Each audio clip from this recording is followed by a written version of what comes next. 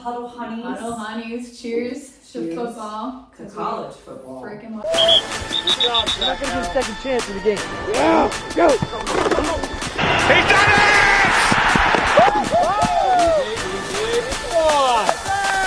Ready. But yes, today we have an exciting episode. We're going to talk about, not the NFL, but we're going to talk about college football. College, because it's important too. And Yes. I feel like not a lot of people cover it like they should. Yeah.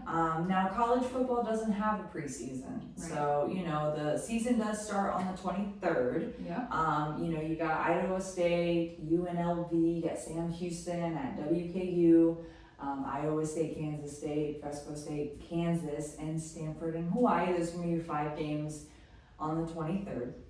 But the season really kicks off on August 30th. So, Right.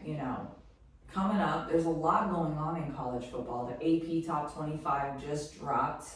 There's some, mixed feelings about that, and we'll dive into that as well. But, there's been a lot going on in college. You got the transfer portals, you got people leaving, you got people getting drafted. Constantly it's so much left and right. gone, yeah. So there's no consistency. Yeah. Carson Beck, he's a hot topic. He's going to be the starting quarterback for the Miami Hurricanes. Yep. And as you guys may know, he used to play for Georgia. Wow. Georgia Yeah. Bulldogs. And, he was the backup QB when they won their national championship. So there's a lot of knowledge with him. And Carson Beck is definitely a quarterback that you want to watch. He does have a 64.7 completion pass. And, he is going to a team that had the number 1 draft pick out of there, Cam Ward. He was the number 1 pick for the NFL draft. He was the quarterback for the Hurricanes, so. Right, and now he's on the Tennessee Titans. Yeah. Which is And he's good for him, yeah. man. You're moving up, and I know. that's awesome. Good kid too, They said he has really good arm strength too, Yeah. Phenomenal passes, go Cameron, you're kicking butt. And Carson Beck, I think just being on the Bulldogs already had quite big shoes to fill. Oh yeah. And now, coming to the Hurricanes, Cam Ward's gone, number 1 draft pick. You got some bigger shoes to fill now. Yeah. Because, all eyes are on Carson Beck, and Miami's walking in ranked number 10. So that's kind of low, but it's okay. They can always move up. Moving on. Personal bias here, Florida Gators. Hey, That's your baby. that's my team. They do have the hardest schedule in the nation right now. That was the same case last year, and number 15 ranked. Nice to see. They were not ranked at all last year. No. Don't understand, but Lagway's kind of questionable right now. DJ Lagway's obviously, as a Gator fan, love him. He's great. He gives us a lot of hope, and Billy Napier's changed that program around tremendously. Last year, the early season, his job was on the line. He wasn't doing good. The team or the plays were inconsistent. The ball, nothing was going well for Billy. Nothing seemed to be playing out well for the Gators. They had some awful losses, and things like that. But I think once Billy realized, putting some time into Lagway, really getting him going and getting that offensive line going and getting everybody on the same page, that helped a lot. There was a lot of games last year that the Gators prevailed in.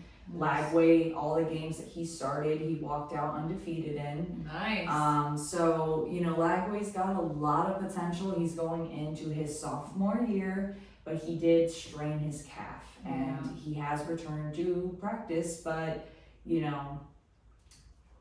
how is his calf doing? It's last year was his hamstring a little bit, and then his shoulder, so Right. is he injury prone, or is it just kind of a couple hiccups here and there? Yeah. With that calf strain, hopefully he's on the tail end. Hopefully he's recovering for that.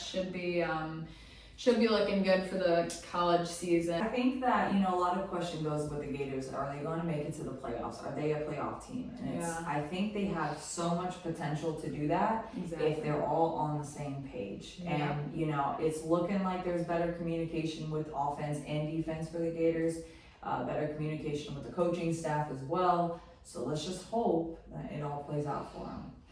Well, we got Ohio State too. Ohio State. They're in the top 10, right now. So Number 3 though, which is very interesting because Yeah. Ohio State did take home the national championship last year.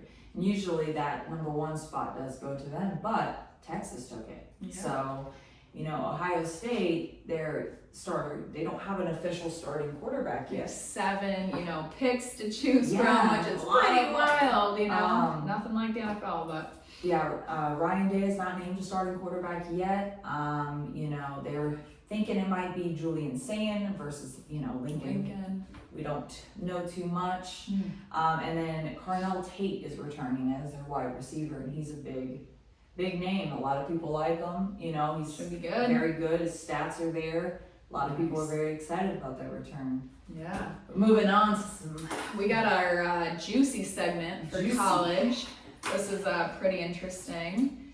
We got Nico. He was on Tennessee, but I think for some personal reasons and stuff like that, which obviously do what you gotta do, went home to UCLA to be closer to fam and whatever else is going on. But Tennessee found the replacement. pull that Uno reverse card out real quick and got their quarterback from UC. Joey Ag, yep. Ag. Kind of went in and said, hey, we'll just grab someone from UCLA. So that's a little just funny. Yeah, Like, it's okay. ironic because you don't It see is that ironic. happening. Because it could be something from the sense of like, all right, Tennessee's petty. Like they're like, all right, you know what, Yeah. we're getting your guy, or they may have just been like, Maybe it's harmless, who knows? Yeah, like, but this is it's just easy. like a funny coincidence.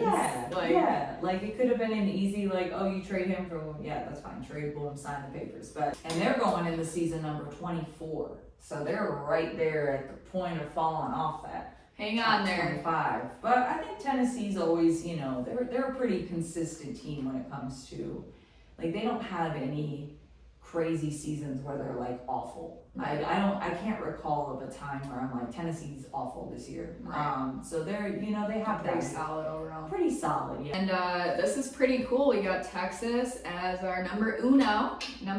and it's their first time starting Yes. as number 1. Ever. So good for them. Yeah, Cool. awesome. Congratulations to you guys and all the Hell yeah. Texas fans out there. And Arch Manning is the starting quarterback. Yeah. 67.8% completion passes, 939 yards passed, 9 touchdowns, and just 2 interceptions.